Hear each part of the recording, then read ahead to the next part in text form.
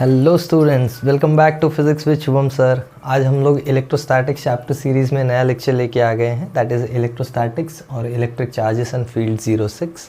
इसके पहले हम लोग ने 01 से लेके 05 तक चैनल पे अपलोड किया, उसका लिंक डिस्क्रिप्शन में मिल जाएगा। ये मैं हर वीडियो में बताता हूँ।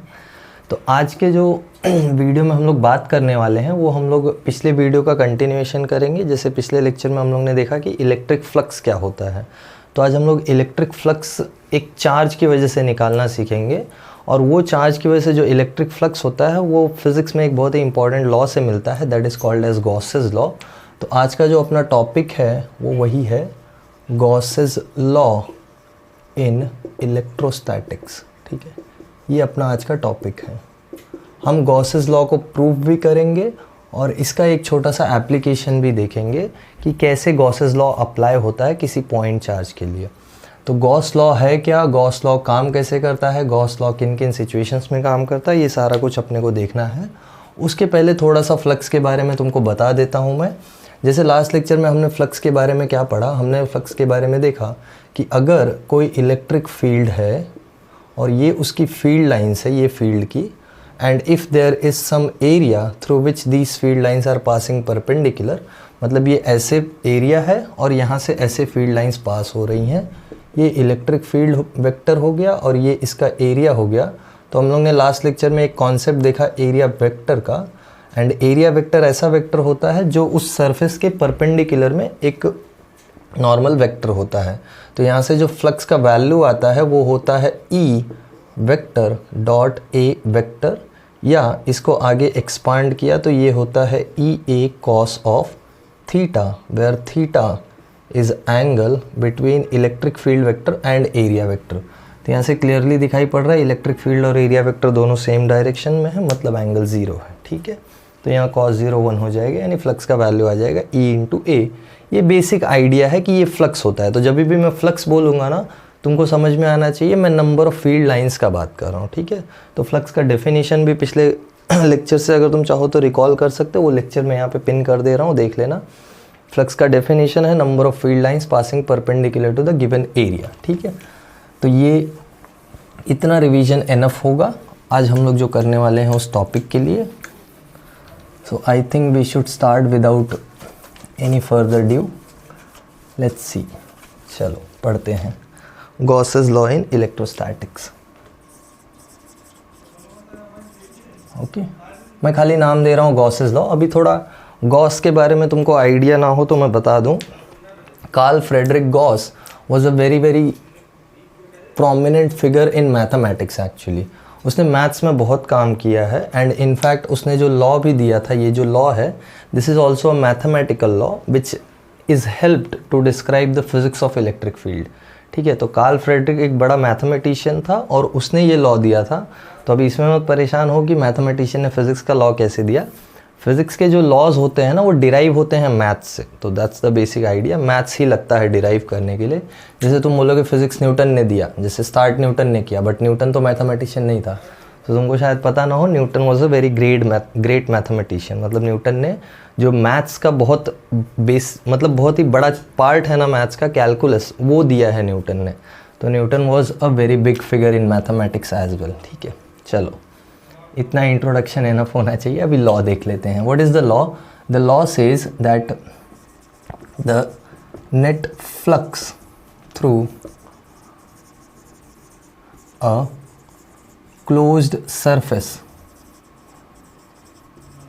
is equal to 1 upon epsilon naught times the total charge enclosed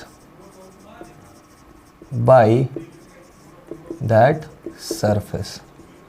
बहुत सुनने में इजी लग रहा है। देखो मैं थोड़ा सा यहाँ पे रिप्रेजेंटेशन दे देता हूँ ये लॉ का। क्या बोलता है लॉ से ये कोई क्लोज्ड फिगर है, डजंट मैटर, शेप पे डिपेंड नहीं करता है, कोई भी क्लोज्ड फिगर होना चाहिए या क्लोज शेप होना चाहिए। उसमें कोई चार्ज रखा है, सपोज जैसे Q1 चार्ज है, तो नेट फ्लक्स इस पूरे सरफेस से जो मिलेगा वो हो जाएगा charge enclose by this surface. कितना इनक्लोज कर रहा है ये सरफेस? Q1 इनक्लोज कर रहा है अपॉन एप्सिलॉन नॉट। तो सरफेस पे मैटर नहीं करता है, यही ऐसा सरफेस होता क्लोज्ड होना चाहिए, बस ये ध्यान देना। और इसमें एक चार्ज रखा है Q, तो यहाँ भी फ्लक्स आ जाएगा Q अपॉन एप्सिलॉन नॉट। यही एक और तरीके का सरफेस लिया मैंने रैंडम, यहाँ दो चार्जेस आ गए, ठीक है, Q1 एंड Q2। सपोज फिलहाल के लिए दोनों पॉजिटिव हैं, तो जो नेट फ्लक्स आएगा that would be, total charge कितना है, Q1 plus Q2 upon epsilon naught. This is how we use Gauss's law. अभी इसका प्रूफ हमको देखना है, ये सिर्फ तुम्हारे लिए स्टेटमेंट है। It says that the net flux through any closed surface is given by 1 upon epsilon naught times the total charge enclosed by that surface। तो ऐसा नहीं है कि यहाँ पे चार्जेस हमेशा पॉजिटिव होंगे, यहीं पे अगर एक नेगेटिव चार्ज भी आ जाता -Q3 तो यहाँ पे हमको Q3 माइनस करना पड़ता, दैट्स ऑल, ठीक है। बस नेट चार्ज तुमको निकालना है, पॉजिटिव है तो पॉजिटिव, नेगेटिव है तो भी ऐड करो बट माइनस साइन के साथ, दैट्स ऑल। टोटल चार्ज निकाल लिया और उसको एप्सिलॉन नॉट से डिवाइड कर दिया तो तुमको फ्लक्स मिल गया। सोचो ये कितना इंटरेस्टिंग लॉ है और या कितना प्रोमिनेंट लॉ है। मतलब तुम्हारे पास कोई भी चार्ज हो, बस उसके अक्रॉस एक क्लोज्ड फिगर बनाओ और फ्लक्स निकाल लो, सिंपल एज दैट, ओके। उसके अक्रॉस एक क्लोज्ड फिगर बना के फ्लक्स निकाल लो, या उसको किसी क्लोज्ड फिगर में इनक्लोज करो और तुम बता सकते हो कि वो चार्ज टोटल कितना फ्लक्स प्रोड्यूस कर रहा है। और फ्लक्स क्या होता है, मैंने अभी बोला था, फ्लक्स जब भी मैं बोलूँ तो याद रखना, फ्लक्स मतलब नंबर ऑफ फील्ड लाइंस। तो नंबर ऑफ फील्ड लाइंस कितनी वो प्रोड्यूस कर रहा है वो तुम ईजिली निकाल सकते हो बाय यूजिंग दिस लॉ। थोड़ा ये लॉ का सोफिस्टिकेटेड फॉर्म भी है। सोफिस्टिकेटेड फॉर्म क्या होता है, यही जो वर्ड फ्लक्स है ना, इसको हम नाम देते हैं टोटल नॉर्मल इलेक्ट्रिक इंडक्शन, ठीक है। तो अभी सुनने में डरो मत, it's just the other name for this same word flux. It says that the total normal electric induction through a closed surface is equal to 1 upon epsilon naught times the total charge enclosed by that surface. Same law है, बस flux की जगह word use हो जाता है total normal electric induction। तो कहीं कहीं किसी किसी बुक में तुमको वो word भी मिलेगा, तो परेशान मत होना, बस याद रखना that flux is same as total normal electric induction। Actual में तुमको अगर फ्लक्स का डेफिनेशन याद हो, मैंने अभी जस्ट बोला स्टार्ट ऑफ द लेक्चर में, तो ये डेफिनेशन ही है एक्चुअल में। डेफिनेशन क्या है फ्लक्स का, number of field lines passing perpendicular to the given area ना।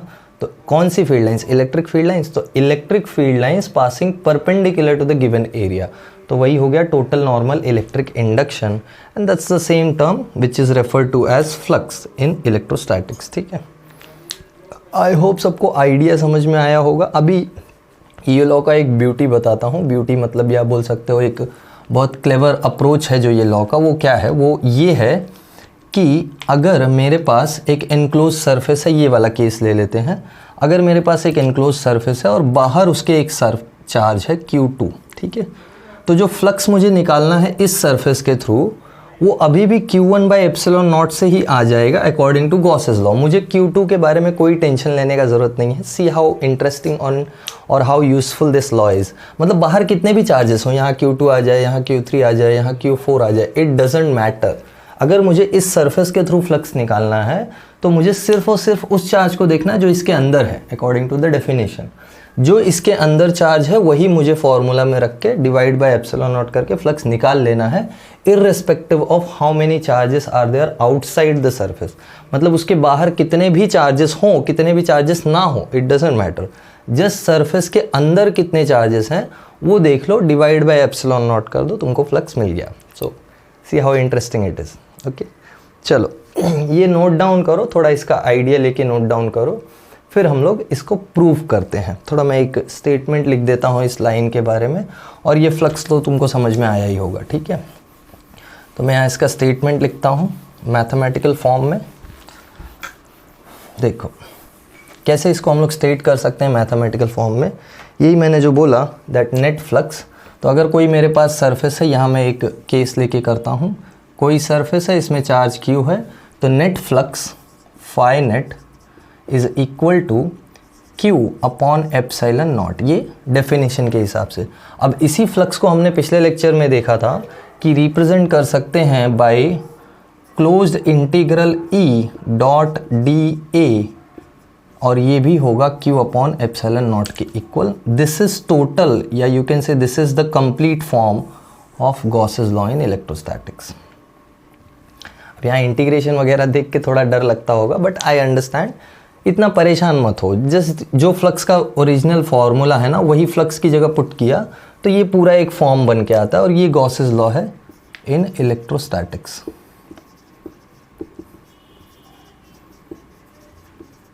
ओके, सिंपल है गॉसेस लॉ इन इलेक्ट्रोस्टैटिक्स। जितना भी फ्लक्स निकालना है तुमको किसी सरफेस के थ्रू, सरफेस में से कितना फ्लक्स पास हो रहा है, बस उसके अंदर जितना चार्ज है उसको देख लो, दैट्स ऑल, तुमको फ्लक्स मिल जाएगा। That charge upon epsilon not, यहाँ चाहिए तो मैं लिख देता हूँ चार्ज एनक्लोज्ड, ठीक है, क्यू एनक्लोज्ड। इसके अंदर क्यू एनक्लोज्ड कितना है, स्मॉल क्यू, तो Q by epsilon naught, that is the whole idea. And the flux that we calculate using Gauss's law is independent of external charges present or independent of the charges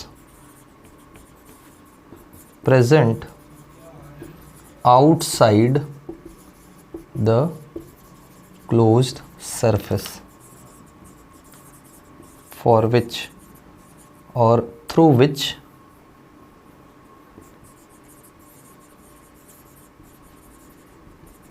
the flux is calculated। ये एक बहुत important statement है, इसको note में डाल के रखना चाहिए। तो ठीक है, मतलब बाहर कितने भी चार्जेस हों उससे कोई फ़र्क नहीं पड़ने वाला है। जो हम फ्लक्स कैलकुलेट करते हैं वो सिर्फ और सिर्फ एनक्लोज चार्ज की वजह से कैलकुलेट करते हैं, और बाहर कितने भी चार्जेस हों फ्लक्स में कोई चेंजेस नहीं आएगा। ठीक है, तो जो फ्लक्स है वही रहने वाला है। ओके, नोट डाउन कर लो, फिर हम इसका प्रूफ करते हैं, इसको डिराइव करते हैं कि कैसे यहाँ से हम यहाँ पहुँच सकते हैं।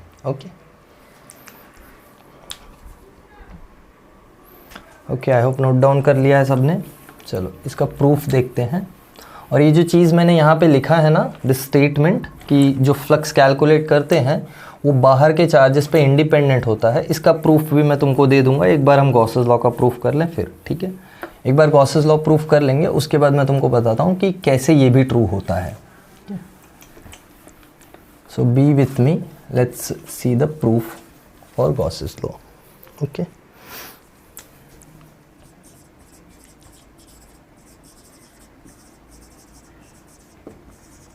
चलो आज प्रूव ही कर देते हैं गॉसेस लॉ, है ना। देखो कैसे प्रूफ करेंगे। सपोज़ मेरे पास एक कोई क्लोज सरफेस है ये, ठीक है, रैंडम शेप का ले रहा हूँ ताकि शेप से कोई स्पेसिफिक फार्मूला ना आए, मतलब शेप से स्पेसिफिक फार्मूला आएगा तो बाकी शेप्स पे क्या यूज़ होगा, तो इसलिए मैं रैंडम शेप लेता हूँ। ठीक है, सपोज़ ये रैंडम शेप में एक चार्ज है Q विच इज़ पॉजिटिव, इसने प्लस Q चार्ज एनक्लोज किया हुआ है।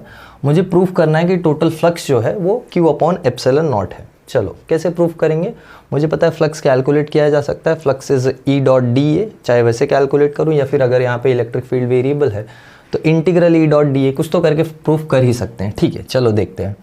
सपोज इससे R डिस्टेंस पे मैं एक एरिया कंसिडर करता हूँ, छोटा सा area segment, let that area segment be D A vector. ठीक है, मैं एक छोटे से एरिया के लिए फ्लक्स निकालता हूँ, ज़रा देखते हैं।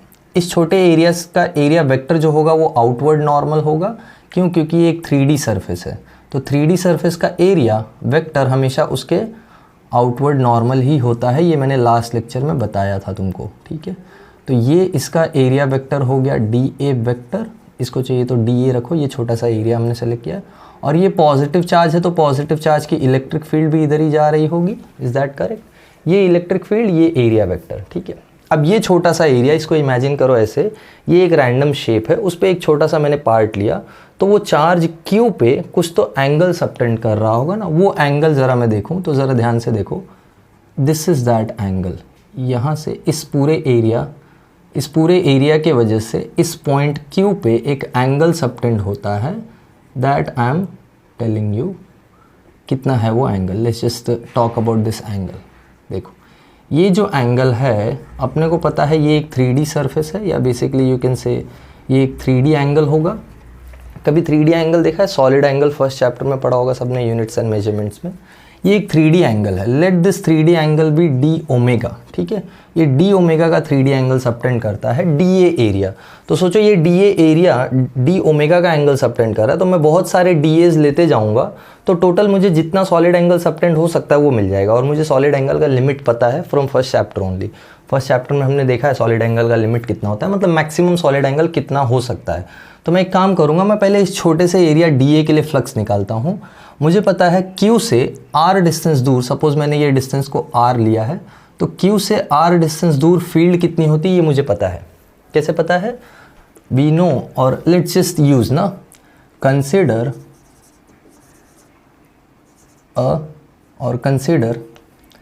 a closed surface enclosing a charge Q। ठीक है, किसी पॉइंट पे Q एनक्लोज कर रहा है, ये जस्ट कंसिडर कर लेते हैं charge Q at point O। ठीक है, at point O। Okay, now first we will find the small flux, so consider a small area element dA at a distance r from charge q। ठीक है, charge q से r distance पे एक हमने छोटा सा एलिमेंट कंसिडर कर लिया है dA, इसके थ्रू फ्लक्स निकालते हैं। Therefore small flux through small area dA will be d phi, मैं इसको स्मॉल फ्लक्स लिख रहा हूँ ना, तो d phi is equal to E dot dA। ठीक है, अभी dA वेक्टर जो है और इलेक्ट्रिक फील्ड वेक्टर जो है दोनों सेम डायरेक्शन में है ना, तो मैं डॉट प्रोडक्ट अगर हटाऊं तो मुझे मिलेगा E dA cos of theta, but यहाँ पे थीटा कितना है 0, सिंस इलेक्ट्रिक फील्ड, मैं यहाँ पे लिख देता हूँ since electric field and dA vector are parallel है ना, so therefore d phi is equal to E dA। Clear हुआ यहाँ तक? सिंपल था। छोटे से एरिया के लिए हमने फ्लक्स निकाला, इसको बोलते हैं एलिमेंटल मेथड। हमने एक एलिमेंट सेलेक्ट किया DA which is very very small, उसके लिए हमने फ्लक्स निकाला। कैसे फ्लक्स मिला? उसके लिए इलेक्ट्रिक फील्ड हमको पता है, जैसे यहाँ पे मैं इलेक्ट्रिक फील्ड सब्स्टिट्यूट कर दूंगा, क्या है इलेक्ट्रिक फील्ड वो पॉइंट पे। अब ये मत समझना कि इलेक्ट्रिक फील्ड हर जगह सेम होगी, नहीं, ये एरिया वेक्टर के लिए इलेक्ट्रिक फील्ड कुछ और है, ये एरिया वेक्टर के लिए इलेक्ट्रिक फील्ड कुछ और हो जाएगी। जैसे मैं यहाँ पे आ जाऊँगा तो डिस्टेंस देखो छोटा हो गया, तो इलेक्ट्रिक फील्ड हमको पता है इन्वर्सली प्रोपोर्शनल टू R होता है ना, R² होता है ना। तो कैसे करेंगे हम लोग? R को भी इंटीग्रेट करेंगे, मतलब अलग अलग R के लिए अलग अलग इलेक्ट्रिक फील्ड आने वाली है। तो यहाँ मैं पहले सब्स्टिट्यूट करता हूँ, so therefore d phi will be equal to, electric field point charge की वजह से R डिस्टेंस पे क्या होती है, KQ बाई R² dA। ये जिसको जिसको नहीं पता है जाके इलेक्ट्रिक चार्जेस एंड फील्ड्स का आई गेस थर्ड लेक्चर, हाँ थर्ड लेक्चर देखो 03, वहाँ पे तुमको समझ में आएगा कि इलेक्ट्रिक फील्ड क्यों पॉइंट चार्ज की इतनी होती है। ठीक है, ये एक पॉइंट चार्ज है Q जिससे R डिस्टेंस दूर गए हम, तो ये इलेक्ट्रिक फील्ड आती है। चलो, इतना इन्फॉर्मेशन है हमारे पास। अब हम पूरा फ्लक्स निकालने जा रहे हैं। लेट दिस बी इक्वेशन 1, ये हो गया इक्वेशन 2। ठीक है, चलो टोटल फ्लक्स निकालना है अपने को। So therefore total flux will be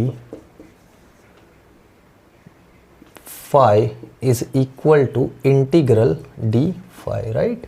यही होगा ना, d phi का इंटीग्रेशन करना पड़ेगा। और इंटीग्रेशन कहाँ करना पड़ेगा? इस पूरे सरफेस पे जितने एरिया वेक्टर्स हैं सबके अलॉन्ग इंटीग्रेट करना पड़ेगा, मतलब क्लोज्ड इंटीग्रल करना पड़ेगा। मतलब इस पूरे एरिया पे छोटे छोटे एरिया वेक्टर्स के अक्रॉस जो फ्लक्स आ रहा है उन सबको ऐड कर रहा हूँ मैं। तो this will be equal to closed integral E dA, right? यही होगा ना, E dA का क्लोज्ड इंटीग्रल। d phi क्या है? E dA ना। So therefore phi is equal to closed integral, substitution करते हैं KQ बाई R² dA, और ये अभी तक क्लोज्ड इंटीग्रेशन चल रहा है। ठीक है, पूरे सरफेस का इंटीग्रेशन करना पड़ेगा। चलो, K कांस्टेंट है, Q कांस्टेंट है, बाहर आ जाएगा। So we will get KQ which is a constant. Integration के अंदर रखते हैं dA अपॉन R²। क्यों? क्योंकि R वेरिएबल है और dA वेरिएबल है ना। एरिया वेक्टर चेंज हो सकता है, मतलब एरिया वेक्टर मुझे सारे एरिया वेक्टर्स को ऐड करना है, और आर जो है वो तो ऑफ कोर्स चेंज होगा ना, अलग अलग पोजीशंस पे जाओगे इस सरफेस के तो आर अलग अलग डिस्टेंस पे। मैंने देखो क्यू सेंटर पे नहीं रखा है, सेंटर पे रखा होता तो हो सकता है इन सारे पॉइंट से क्यू सेम डिस्टेंस पे, but still there is no chance for that as well. यहाँ पे देखो सरफेस डीफॉर्म्ड है, डीफॉर्म्ड यानी रेगुलर शेप का सरफेस नहीं है, तो वो भी केस नहीं है, that means R is a variable. अब एक चीज़ हमको पता है D A by are square के लिए, since D A by are square is equal to D omega, ये सॉलिड एंगल का फॉर्मूला होता है, इसलिए मैंने वहाँ सॉलिड एंगल कंसिडर किया है और सॉलिड एंगल का इंटीग्रेशन मुझे पता है। So therefore net flux will be, net flux यहाँ से निकालते हैं, therefore net flux will be equal to k q integral d omega, d A by are square d omega हो गया ना, सो इंटीग्रल डी ओमेगा, और D omega का integration होता है 4 पाई, मतलब जो सॉलिड एंगल होता है कोई भी 3D सरफेस, उसके किसी भी एक पॉइंट पे जो टोटल एंगल या मैक्सिमम एंगल सबटेंड कर सकता है वो 4 पाई का एंगल सबटेंड कर सकता है। ये तुमने फर्स्ट लेक्चर में कॉम्प्लीमेंट्री क्वांटिटीज़ में पढ़ा होगा जब तुम SI सिस्टम ऑफ यूनिट्स पढ़ रहे थे, तो वो याद करो, अगर पढ़ा है तो अच्छी बात है, वरना मैं उस पर भी वीडियो जल्दी ही बनाऊँगा। ठीक है, चलो लास्ट एक स्टेप बचा है, मैं क्या करूं, ठीक है एक काम करते हैं, इसी पार्ट में हम लोग कंटिन्यू करते हैं, मैं बाद में लिखूंगा। तो यहाँ से क्या मिल रहा है, therefore phi is equal to, अब के को सब्स्टिट्यूट करने का टाइम आ गया है, के होता है 1/4 पाई एप्सिलॉन नॉट, राइट, ये तो कोई भूल नहीं गया है ना, के होता है 1/4 पाई एप्सिलॉन नॉट, ये फर्स्ट लेक्चर से चिल्ला रहा हूँ मैं, ठीक है। चलो के इज़ 1/4 पाई एप्सिलॉन नॉट, इधर क्यू है अपने पास तो क्यू भी रहने दो, इनटू डी ओमेगा का इंटीग्रेशन आ गया है 4 पाई। सो देयरफॉर नेट फ्लक्स क्या मिल रहा है हमको, देखो 4 पाई से 4 पाई कट गया, हमको मिलता है Q अपॉन एप्सिलॉन नॉट, जो कि है गॉसेस लॉ। यही प्रूफ करना था ना कि net flux through this surface is total charge enclose by that surface divided by epsilon not. तो देखो प्रूव हो गया ना, ये सरफेस कोई भी शेप का था, इट डजंट मैटर, शेप से कोई लेना देना ही नहीं है, कोई भी शेप का था, उसके अंदर कितना चार्ज था डिवाइडेड बाय एप्सिलॉन नॉट किया तो मुझे टोटल फ्लक्स मिल जाता है, and this is what Gauss's law says. Okay, ये गॉस ने प्रूफ करके दिया था अपने को। So this is how we can prove Gauss's law. एक बार ध्यान से देख लो क्या हुआ है, कैसे प्रूफ किया है। पहले एक छोटा सा एरिया एलिमेंट कंसिडर किया डीए, जिसके लिए फ्लक्स निकाला हमने, जिसके लिए फ्लक्स निकालने का तरीका क्या है, फ्लक्स होता है electric field into area vector, right, तो वो electric field into area vector किया। अब तुमको एलिमेंटल मेथड शायद ना पता हो तो मैं बता दूं, सीबीएसई वालों को तो ऑफकोर्स तुम्हारे लिए 12th में तो तुमको पता होगा, बट ये जो एलिमेंटल मेथड है मैं तुमको एचएससी वालों को बताता हूँ, उनके लिए 11th में है ये चैप्टर। देखो ये जो एलिमेंटल मेथड होता है ना, हम एलिमेंटल मेथड इसलिए सेलेक्ट करते हैं क्योंकि एलिमेंटल पार्ट में वैल्यू चेंज नहीं होती है वेरिएबल क्वांटिटीज़ की। जैसे ये देखो, ये वाले डी ए छोटे से पार्ट के लिए आर चेंज नहीं हो रहा है ना, इट्स लाइक कि ये पूरा बड़े सरफेस में एक छोटा सा मैंने एरिया एलिमेंट लिया है और सेंटर से उसका डिस्टेंस लिया है, तो ये एरिया एलिमेंट इतना विड्थ में भी ज़्यादा नहीं है, लेंथ में भी ज़्यादा नहीं है, जिसकी वजह से इलेक्ट्रिक फील्ड चेंज हो सके। हाँ, पूरे सरफेस पे जाऊँगा तो इलेक्ट्रिक फील्ड चेंज हो रहा है हर जगह पे, मैं पूरा सरफेस इसलिए कंसिडर भी नहीं कर रहा हूँ ना तुरंत, मैं सिर्फ एक एलिमेंट कंसिडर कर रहा हूँ जिसके लिए इलेक्ट्रिक फील्ड ऑलमोस्ट कांस्टेंट है और जिसके लिए ये आर भी ऑलमोस्ट कांस्टेंट है। आर देखो चेंज नहीं हो रहा है ना, ये यहीं पे एरिया एलिमेंट लिया छोटा सा, यहाँ दूसरा एरिया एलिमेंट उठाओगे तो आर चेंज हो जाएगा, इसलिए बाद में आर को इंटीग्रेट करके निकाला है। तो एलिमेंटल मेथड जो होता है ना वो फिजिक्स में बहुत ही इंपॉर्टेंट होता है, जिसका यूज़ तुम बार बार करते रहोगे। जैसे work done by a variable force निकालने के लिए भी तुम एलिमेंटल मेथड ही यूज़ करोगे लॉज ऑफ मोशन चैप्टर में। ये सीबीएसई वालों ने किया होगा, स्टेट बोर्ड वालों तुमको धीरे धीरे आएगा ये, ठीक है, तो परेशान मत हो। अगर उसके पहले देख रहे हो वीडियो तो ये बात है, ऑफकोर्स अगर उसके बाद में देख रहे हो ये वीडियो तो कोई बात ही नहीं, तुम ऑलरेडी जानते हो, ठीक है। आई होप सबको समझ में आ गया होगा। फिर हम लोग ने एलिमेंटल का फ्लक्स निकाल लिया, तो एलिमेंटल का फ्लक्स निकाल के टोटल फ्लक्स निकालने के लिए इंटीग्रेट कर दिया, सिंपल एज दैट। इंटीग्रेशन के लिए हमको पता है एक substitution D A by are square होता है डी ओमेगा, तो वो सब्स्टिट्यूट किया और डी ओमेगा का ओवरऑल इंटीग्रेशन होता है 4 पाई, और 4 पाई एक बार सब्स्टिट्यूट किया तो 4 पाई कैंसिल होकर Q by epsilon naught, and that's your proof for Gauss's law. I hope सबको अच्छे से समझ में आया होगा। इसको पॉज करके नोट डाउन करो, फिर थोड़ी एक दो बातें हम लोग गॉसेस लॉ के बारे में करते हैं और मैं तुमको वो भी बता देता हूँ कि क्यों बाहर वाले चार्ज से इफेक्ट नहीं होता है, ठीक है। So just copy it everyone. Okay, चलो कुछ छोटी छोटी बातें हैं जो हम लोग कर लेते हैं गॉसेस लॉ के लिए, फिर जैसे ये फ्लक्स तो हमने निकाल लिया, अब इसका डायरेक्शन क्या होगा, सोच सकते हो डायरेक्शन। हमको पता है कि पॉजिटिव चार्ज की वजह से फील्ड लाइंस उससे दूर जाती है ना, ये सुनो, ये पॉजिटिव चार्ज लिया है ना हमने यहाँ पे, तो फील्ड लाइंस ऐसे बाहर जा रही होंगी, मतलब ये जो फ्लक्स है ये कैसा फ्लक्स है, आउटवर्ड फ्लक्स है ना, तो सरफेस से आउटवर्ड है। ज़रा ध्यान से देखो ना, जो एरिया एलिमेंट सेलेक्ट किया तुमने उसके लिए इलेक्ट्रिक फील्ड आउटवर्ड ही तो जा रही थी, तो इस एरिया एलिमेंट के लिए भी आउटवर्ड आएगी, इसके लिए भी आउटवर्ड आएगी, सबके लिए, क्योंकि पॉजिटिव चार्ज से फील्ड लाइंस हमेशा आउटवर्ड ही जाती हैं। सो ऑफकोर्स ये फ्लक्स का डायरेक्शन कैसा है, आउटवर्ड है, ठीक है। सो फॉर दिस केस क्या मिला फ्लक्स का value, flux is equal to Q upon epsilon naught and it is directed outward. तो बस एक यही फ़र्क होगा पॉजिटिव और नेगेटिव चार्ज में। जैसे यहीं पे मैं एक नेगेटिव चार्ज लेके सारा प्रोसीजर रिपीट करूं, तो वापस मैं यहाँ एक एरिया वेक्टर कंसिडर करूंगा DA, वापस से इलेक्ट्रिक फील्ड लूँगा, बस इस बार यही फ़र्क होगा कि इलेक्ट्रिक फील्ड अंदर की तरफ आ रहे होंगे, क्योंकि हमको मालूम है पॉजिटिव चार्ज की इलेक्ट्रिक फील्ड अंदर आती है, राइट। और इसका एरिया वेक्टर कहाँ जा रहा होगा, आउटवर्ड नॉर्मल, दैट्स ऑल। तो यहाँ एक चेंज आएगा कि DA वेक्टर और इलेक्ट्रिक फील्ड वेक्टर दोनों ऑपोजिट डायरेक्शन में होंगे, यानी ये हो जाएगा cos 180, यानी आंसर माइनस में आएगा। तो तुम्हारा जो टोटल फ्लक्स आएगा that will be Q upon epsilon not, but it will be in word. यही फ़र्क होता है पॉजिटिव चार्ज के फ्लक्स में और नेगेटिव चार्ज के फ्लक्स में। पॉजिटिव चार्ज का फ्लक्स चार्ज से दूर जाता है, नेगेटिव चार्ज का फ्लक्स चार्ज की तरफ आता है, ठीक है। तो कोई क्लोज सरफेस जब हम लेते हैं तो वो क्लोज सरफेस से पॉजिटिव चार्ज की वजह से फ्लक्स आउटवर्ड, नेगेटिव चार्ज की वजह से flux inward. Simple as that. इतना समझ में आया सबको, ठीक है, चलो वेरी गुड। आई होप सबको समझ के अच्छा लगा होगा कि गॉसेस लॉ क्या है, क्योंकि बहुत डर लगता है बच्चों को। गॉसेस लॉ नाम सुन लेते हैं, स्टेटमेंट ऐसे बता दिया जाता है कि जैसे एक एक वर्ड कुछ नया बताया जा रहा है, तो उसके वजह से थोड़ा कन्फ्यूजन रहता है और गॉसेस लॉ से डर भी हो जाता है बच्चों को। So I have tried to explain everything. मैंने स्टेटमेंट के एक एक वर्ड को अच्छे से तुमको डिकोड करके बताया है। ज़रा ये सिचुएशन देख लेते हैं जहाँ पे बाहर वाले चार्जेस कोई वो नहीं करते हैं। जैसे फॉर एग्जांपल यही एक सरफेस लिया मैंने, तुम बोलोगे बार बार सर एक ही सरफेस ड्रॉ कर रहे हैं, चलो मैं दूसरा शेप ड्रॉ करता हूँ, कोई बात नहीं। सपोज जैसे ये एक रैंडम शेप लिया। अब देखो रैंडम शेप है तो कुछ भी हो सकता है ना, परेशान मत हो, ठीक है। ये एक रैंडम शेप लिया और यहाँ कोई चार्ज है, ठीक है। मुझे देखना है कि ये चार्ज का फ्लक्स इसके थ्रू क्यों नहीं काउंट हो रहा है, मतलब इसके अंदर कोई चार्ज दूसरा है। सपोज इसको मैं Q1 ले लूँ, इसको मैं Q2 ले लूँ, तो अकॉर्डिंग टू गॉसेस लॉ जो नेट फ्लक्स है वो simply Q2 by epsilon not है ना। अब तक तो ये सब समझ में आ गया होगा, total charge enclose by the surface divided by epsilon not. देखते हैं इसका फ्लक्स क्यों नहीं काउंट होता है। इसलिए नहीं काउंट होता है जैसे मैं इलेक्ट्रिक फील्ड लाइंस लूँ तो इसकी वजह से फील्ड लाइंस ऐसे जा रही होंगी, अगर ये पॉजिटिव चार्ज है, अगर नेगेटिव है तो ऐसे ही आ भी रही होंगी, कोई बड़ी बात नहीं है। ये एक फील्ड लाइन ले लो, ये एक फील्ड लाइन ले लो, ये एक फील्ड लाइन ले लो, ठीक है। समझने के लिए लिया है, कोई बात परेशानी का बात नहीं है। देखो इस पार्ट का एरिया वेक्टर अगर तुम कंसिडर करोगे ये वाला, तो इसके लिए एरिया वेक्टर का डायरेक्शन इधर है DA वेक्टर, बट इसी फील्ड लाइन के लिए इसके ऑपोजिट वाला एरिया वेक्टर ज़रा देखो, ये एरिया कंसिडर किया तुमने, बट एरिया वेक्टर तो 3D के लिए आउटवर्ड नॉर्मल होता है। मतलब ये सरफेस पे इट्स लाइक ये वो एल शेप्ड क्लोथ है, तो इसका एरिया वेक्टर इधर, इसका एरिया वेक्टर इधर, राइट।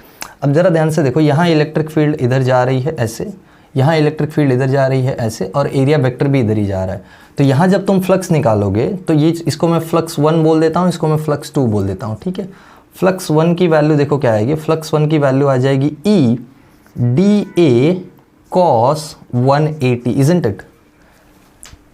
इलेक्ट्रिक फील्ड इधर, एरिया वेक्टर इधर, राइट। चलो मैं ये इलेक्ट्रिक फील्ड लिखता हूँ, ये DA वेक्टर लिखता हूँ, अभी समझ में आएगा अच्छे से। चलो फ्लक्स 1 देखो, इलेक्ट्रिक फील्ड इधर जा रही है, एरिया वेक्टर इधर आ रहा है, तो cos 180। फ्लक्स 2 निकालो या इसकी वैल्यू निकालो, ये आ जाएगा माइनस E DA, क्योंकि cos 180 -1 होता है। फ्लक्स 2 निकालो, फ्लक्स 2 हो जाएगा E DA cos 0, मतलब ये आ जाएगा E DA। अब टोटल फ्लक्स निकालो इसके वजह से, इस चार्ज के, इस सरफेस के अक्रॉस, इस सरफेस के अक्रॉस नेट फ्लक्स कितना होगा, नेट फ्लक्स होगा φ1 + φ2, यानी माइनस EDA प्लस EDA, यानी 0। समझा। तो कोई चार्ज अगर सरफेस के बाहर होता है ना, तो उसके वजह से फ्लक्स जितना उस सरफेस में आता है उतना ही निकल भी जाता है। तो ओवरऑल अंदर फ्लक्स उसके वजह से कुछ नहीं होता है, मतलब उसके थ्रू पास होने वाला जो टोटल फ्लक्स है वो सिर्फ और सिर्फ इस चार्ज की वजह से है।